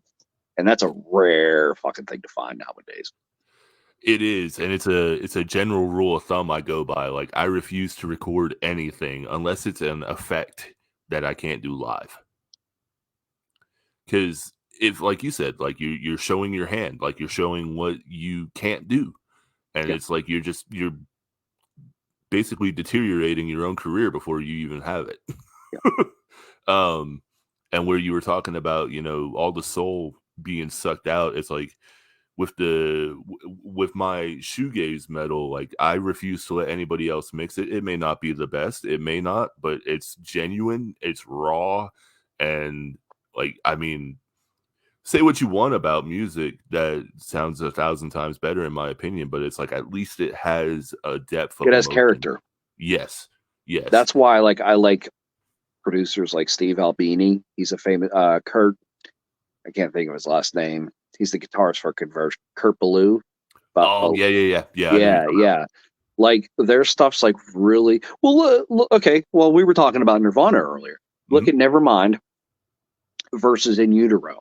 Steve Albini produced, like, Nevermind was clean across the board, as polished as it could be. And then you go to In Utero, where they were a little more experimental per se on that album, but like, that sounded like Nirvana live. Like, that is the essence and the soul of Nirvana. All that grittiness, that you know what I mean? Like, that he caught them guys amazingly in that record. And that's what it's all about, dude. Yeah, it is. And I wish there was more soul to like actual music anymore, man, because like you said, everything sounds a dime a dozen now. Like, well, that's the other thing too about music, is like, we've reached a pinnacle where, I mean, I'm sure there's going to be more, you know, I'm sure at some point something new will pop up, but like, we've kind of done everything at this point.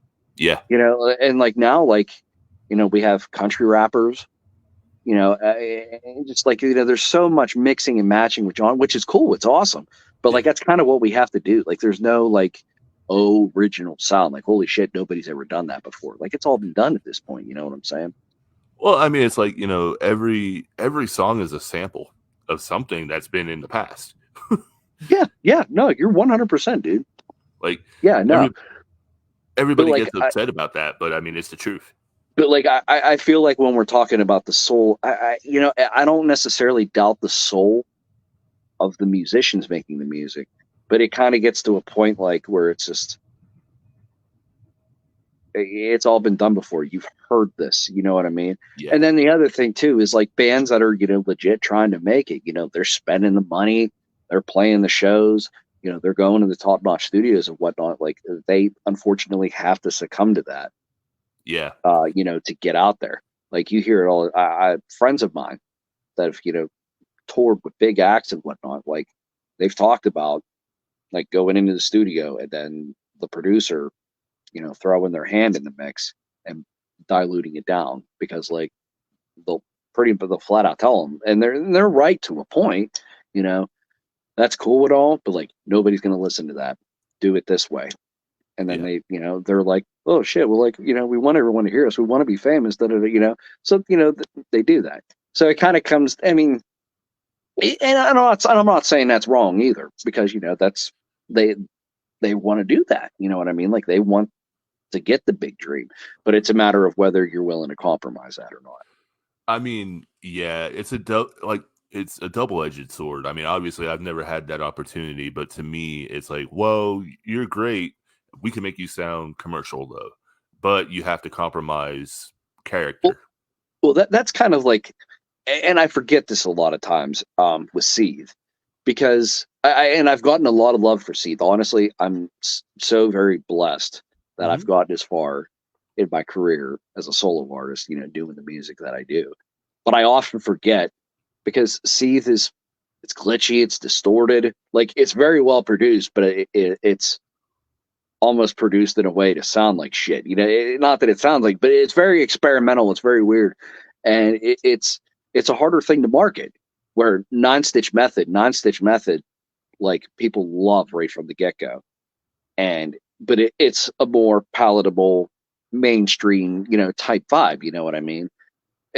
But on the same, and like, people were really digging the Good Morning Wrath EP, and they're like, I love it, but at the same time, like, it's like, like, this is like, I wanted to do something a little different, but that's like, I'm not going to that style completely. Like, the crazy, like, that Seethe, to me, when you listen to Seethe, like, to me, like, that's what my brain sounds like. That's like, that's how I sound. Yeah, completely. That's just how, like, to me, like, that's it being like wrapped in my head for a day. Yeah, sporadic and claustrophobic. There's some melody, a lot of screaming, crazy, glitchy, little bit of melody to follow, but it's just distorted. It's a fucking, yeah, it just, Well, see, like, maybe this sounds a little bit elitist, but to me, I take that as an indictment on the listener for not wanting to be challenged. Well, I mean, that's the thing too. I mean, music is so, it's so subjective, you know what I mean? And everybody's got different tastes, and people's tastes change over time, Yeah, yeah, but it's just a matter of, because you have people that love that experimental, and then you have people that, they want to listen to, pop music, and there's nothing wrong with that. no. But it's just, but the harsher the sound, the smaller your audience and your demographics going to be. That's just proven fact. Well, I mean, yeah, and it's unfortunate too, because a lot of people prefer the formulaic sound versus, Yeah, like, it's easy. anything that's Stays. different. Yeah, exactly. But that's just, that's how it's always been, and that's how it always will be. Yeah, I know. And going back to your point where you were saying you don't think, we'll hear anything original. I think something original could happen, but I don't think it will be in our lifetime. I agree with that 100%. I think as much as people hate it, I think AI will be the next step in revolutionizing music. It's exciting and it's very, very scary at the same time. Oh yeah. Because the way, well, here, okay, so we're talking about music and soul and whatnot. Here's something that pisses me off. And I understand why people do it because it's cool. But like you have, and again, too, like it all goes back to the product you present too. You know, just sometimes you try and it just sounds like shit. You know, it doesn't Mhm. meet the standard. But you know, you look up somebody covering a song and they'll do great, but because they haven't hit the algorithm, you know, or have, you know, the following, it Mhm. gets maybe a couple hundred views over 10 years, you know. But people make these audio generated Chester Bennington or hell, even Plankton singing a song, you know, and it's AI generated, you know, completely digital, you know, and those things get millions and millions and millions of views. You know what I mean? Like it's already happening. We're already in the thrust in the midst of, that's not the word I'm looking for, but it's definitely going to be interesting to see where it goes because because obviously this is the next step, the AI and the, you know, technology age. But what comes after that? And I think you're 100% right in saying like it's not going to be in our lifetime. I mean, I think that with the dawn of not even dawn of AI, because like AI's been around for a long while. Like people Yes, just yes. hadn't really heard about it or talked about it until what, the last decade. But I mean, I think us as a music industry, because of the rise of AI, we're on like this planned obsolescence. I Yeah, think that, you know, there's gonna be no need for us because why sing when you can just get a voice model to go do this for you? yeah. Like one of the most egregious things, and look, if you do it, you do it, but like there's websites where you can get an AI feature of a certain vocalist. Yeah. Um and I'm like, that's not a feature in a song. You're feeding it the lyrics and then you're pitch correcting. You're doing everything that an AI is doing. It's not an actual human. Like it's like it bothers me so much, man. It really Well, does. another thing that's going to be interesting, in my opinion, because I mean, I'm sure people are dealing with it right now, but like on the business side of that, because okay, like you have a BMI, like for example, uh, we'll say Better Off Dead. Okay, JT, you sang, wrote lyrics. I sang and wrote lyrics. Mad Tracker made the beat. Okay, Mhm. so that's how that's how it's divvied up. But like, what do you do with AI art? You know, what and two, like you pay your artist and whatnot. Like, what do you do? You know what I'm Yeah. saying? Like, who gets the credit? Who gets the royalty? You know what I mean? Is there some kind of, you know, from the legal end of things, where does that go and how does that work? That's going Yeah. to be interesting to see what happens too. Yeah. I'm a part of several different comic book groups, and look, in all transparency, I've used AI art before because, like, I thought it would be cool. Better Well, Off Dead it is a is cool tool. I'm not going to it lie. is it is. Like honestly, and I'll be real with you. Like a lot of people, like dude, I'm an artist on a budget. Yeah, Like dude. I have gotten pretty damn good at taking shit and figuring out how to work with it to get the job done. And Yeah. it's a tool, dude. Like we used AI for the Room 409 EP. We used AI for that. Like I had like I tried making the art for it and like I just couldn't get the vibe. So I hit up Gus and I was like, hey, like you think you could try, you know, working that AI stuff to and he gave me like 4 different covers in like an hour. And so I was like, okay, that's cool. Now, do I want to do that every time? No, because I genuinely enjoy making my artwork and whatnot. But it was a cool tool, you know, and it didn't cost anything, you know what I'm saying? Yeah. And that's like it's easy to get up on the high horse with AI art, especially as an artist, where it's like, well, you're taking from this so and so, but put it on that flip side where you're also getting people that would have never had a chance to have any kind of artwork like this for a song that they're putting out that could mean a lot to them. Yeah, exactly. 100%. And I And mean, boy, it goes back to anything, you know. This is a conversation we've been having throughout the years, you know, as far as like going into the AI age and whatnot, and just modern technology progressing and stuff. You know what I'm saying? Yeah. Like for example, like you used to have, like we said earlier, you used to have to go to a multi-million-dollar. I've been to a multi-million-dollar studio. One time I did a feature for my buddies in the band Lost in the Mutiny. Oh We shit. drove out to Detroit, Michigan, and we went into that studio, and it was a cool experience. I loved it, but at the same time, I hated it. I was out of my element. Um, and I honestly, I'll be real, I didn't like the way my vocals were produced in that song. I thought my parts were solid, but like I didn't like the way they were produced and mixed and mastered. Kind of Where flattened. I'll be real with you, I like what me and Gus do. And that's another thing too. That's been a learning curve, like that I've had to work on over the years, is my production and whatnot, because I have a certain sound that I want to achieve, Yeah. and I figured out how to kind of do it. But like I figured out how to do it from home. Why go to a multi-million-dollar studio when I can do it at home and then ship it off to the guy who knows how to put the cherry on top? You know what I'm saying? Yeah. It's, to me, social media has provided a outlet where it's like, if you're a musician, it really doesn't matter if you're good. Like you're out there. Like Yeah. you're oversaturated though, like in my opinion. And to me, a lot of times the people that stand out for me are the ones that aren't professionally produced. I feel it. Yeah.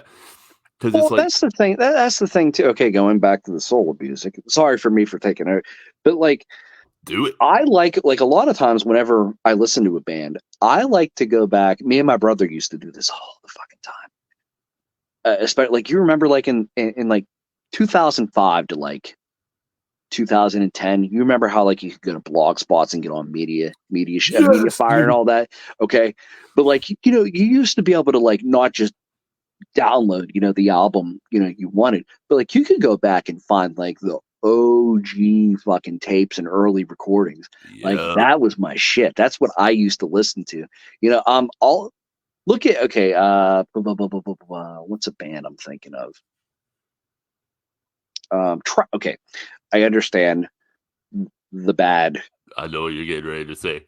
rap that the Trapped has put on themselves in recent year. But like canceled now. yes, but like their EP, the Enigma EP. Oh, Like, hell yeah. before there's a couple songs on it that ended up on the self-titled record, but like those demos, like dude, I fucking jam the shit out of them. Like I'll take them over the like ones that went out on Warner Brothers any day of the week. And like there's been multiple artists that are like, hell, what was okay, Linkin Park before they got big. Oh, Plan, or well, they were Hybrid Theory before they got Yeah, but it big. wasn't. The EP had the baby's face on it. It was like a baby doll. Oh, I can't remember. Was it Carousel.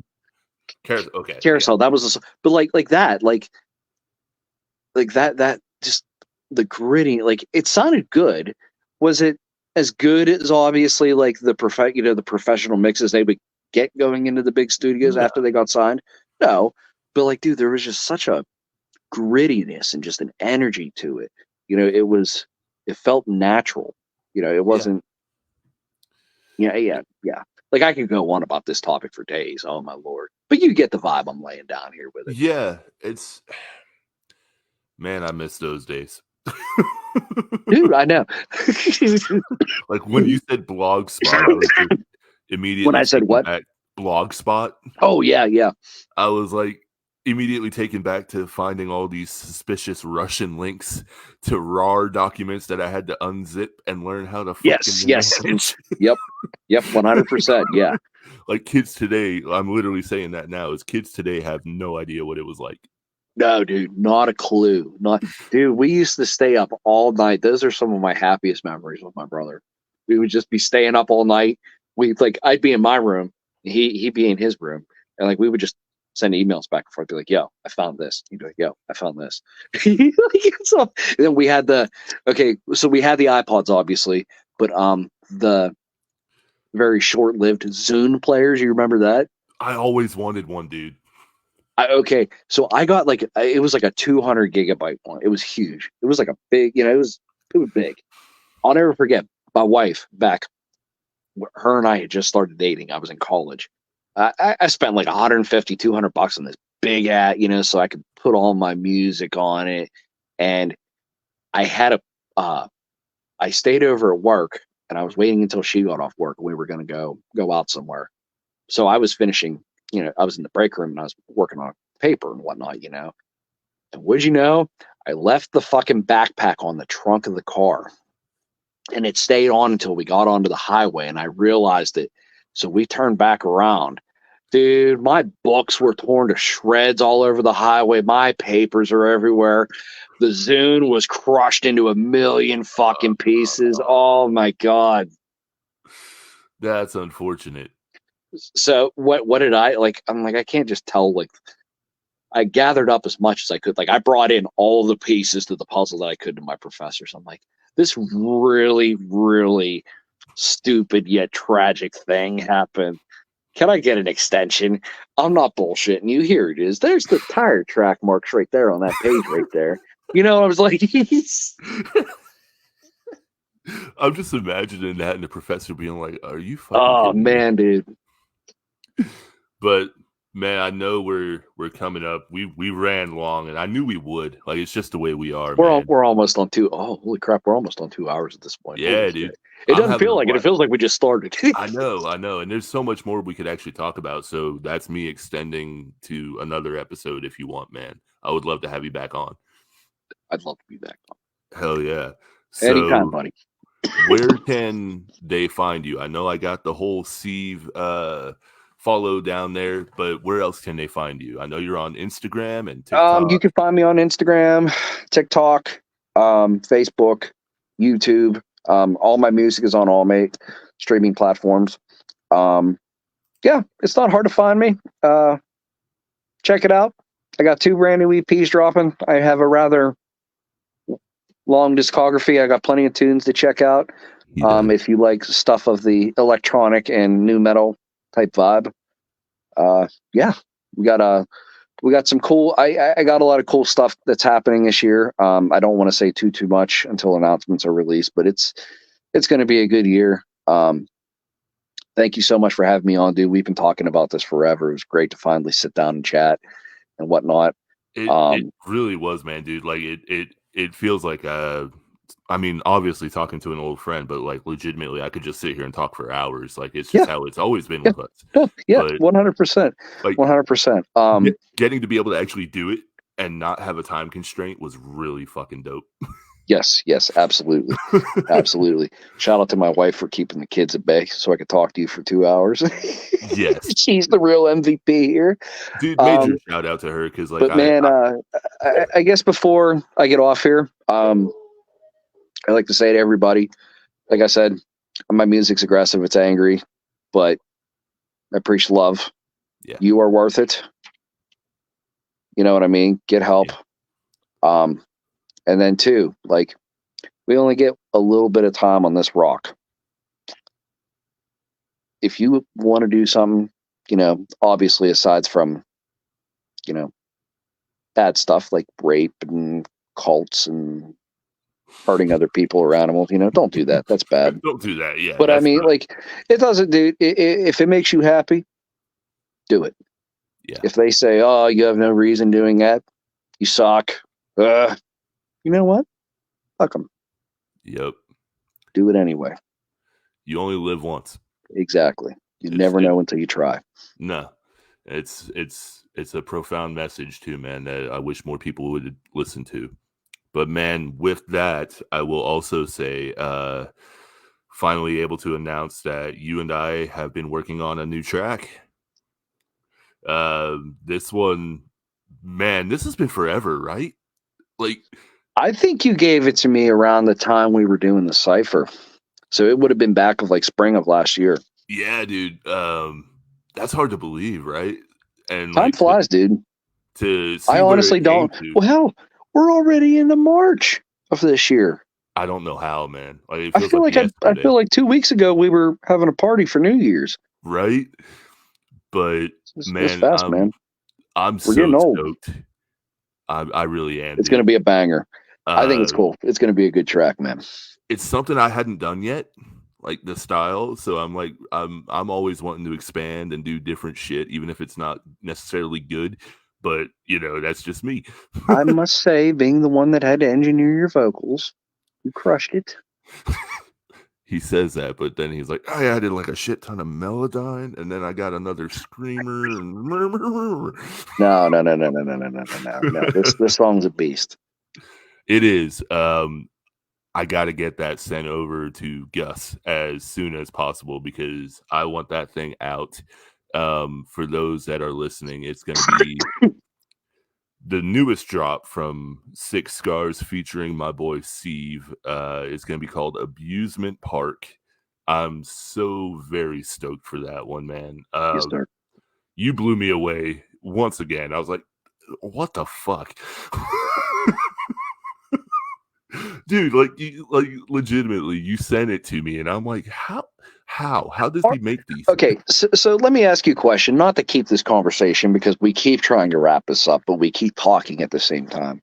But like as a singer, okay, so you've obviously collabed with people, you've worked with different people before. When it's not your track and you're featuring on somebody else's song, how do you feel sending over your stems? Okay. Like even when I still send them to you, I get nervous as fuck. See, like I think it's just a thing with singers, musicians in general, but singers typically tend to have it worse. Because like for as confident as I am in my abilities, I'm unconfident. I get it, dude. Like I really do. like well, you just said you're nervous sending shit to me. I'm nervous sending shit to you, to Yeti, to Justin and Cleve, Gus, whoever. It doesn't matter who it is. You know what I mean? Like I always get like I'm just like I hope they like it. Yeah, there's always that part of me where it's like, maybe I should have done this differently before sending it to them. Oh god, they're gonna fucking block me and think that I'm horrible. But we are a fickle creature, my friend. I think that we're just trying to get the best out of each other, though. Like you and me, when we share music with each other, like we're not brutal about it, but we're opinionated. Like we're trying to get the best out of each other. 100%. And 100%. I don't see like I'm not like if you send me something, like I'm not just gonna be like, oh dude, it's great. Oh, it's perfect. It's great. Do it. You know what I mean? Like I'm gonna be like, like you can, and I'd expect the same from you. You've told me that too. You know what I mean? It's just go back to the drawing board, try again. Yeah, absolutely. Not every idea is a good idea, and you know, just sometimes just. As much as you want to try something, just sometimes it don't pan out. Yeah. Like at least you can say you tried, keep it for your own personal collection. Exactly. Move on. Like it doesn't necessarily have to be a release, but while I have you, man, I know you've given me so much of your time, dude, but I just want to say like over the last several years, you've really you've been a rock for me, like in a lot of times, dude. Especially like a year or so ago, man. I don't have to get into it, but I know I leaned on you pretty heavy in those times. And you were one of very few that checked in on me, man. And that meant the world to me, bud. That really did. Lean on me. Yeah, exactly. When you're not strong. And it's like, you know, to see where the friendship has evolved to has been really cool, man. Because like this genuinely started with Better Off Dead. Like, if you really think about it, like that's when our genuine friendship like really began, man. Pretty much. That's only been a year, and it's like now I can't imagine not, you know, fucking messaging you when when I'm at work or something. 100%, dude. 100%. But it's like, you know, for everything you've done, not just for Six Scars, man, but like to literally being a mentor. Like you really are, dude. Like you've helped me navigate different roads and everything else, and it's just I appreciate you, man. Likewise, brother. Likewise. Well, dude, with that, we are going to wrap up our long-winded episode. So, brother, thank you, man. You went beyond the breakdown with Six Scars tonight. How you feeling? I'm feeling pretty good, buddy. I had a great time. I was glad to be here. I was looking forward to this all week. Hell yeah, dude. Me too. It was a stressful day. Got to come on here and just let off some steam. So it was really fun. got into some serious episode topics as always, but ended on a high note, man. Yes, sir. So Absolutely. with heading out, man, what would you say to somebody that's going through something right now, other than hang on? But what would you say?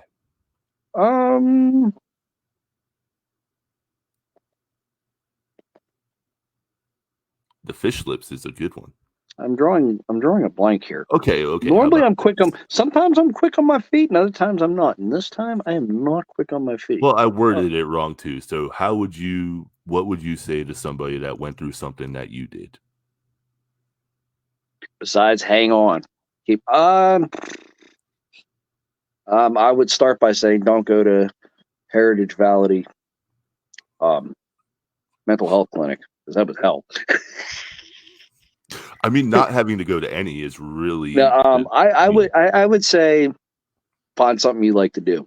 Dive into that. Dive into that. Yeah. A hobby. It could be music, painting, hell, even landscaping, stuff like that. Find something you like to do. Dive into it. Hell yeah. That's exactly what I would tell them. I know I kind of put you on the spot there, man. So thank you, dude. It's always really cool to hear what people would say to somebody else, because you never know what somebody who's listening to this is going through. They might be experiencing something like you. So, brother, I will let you go, man. This has been a hell of a ride tonight. Sounds good, my G. Thank you so much for having me on, JP. I had a blast. The pleasure was all mine. Tell Becca and the kids that I said thank you. Sure, I will. And I'll catch you later, Pat. Yes, sir. Sounds like a plan. See you, man. So, everybody, I mean, 2 hours with Seethe was pretty freaking epic. So, without further ado, let me announce next week's guest. Carbon Stone. I cannot believe it. You're talking to a kid who was listening to Carbon Stone at 15, 16 years old, and here he is at 33 getting to interview Corey. So be sure to tune in next week as we go beyond the breakdown. Thank you so much for tuning in. This has been an epic night. Much love. Be good to each other. Be good for each other. I'll see you on the next one.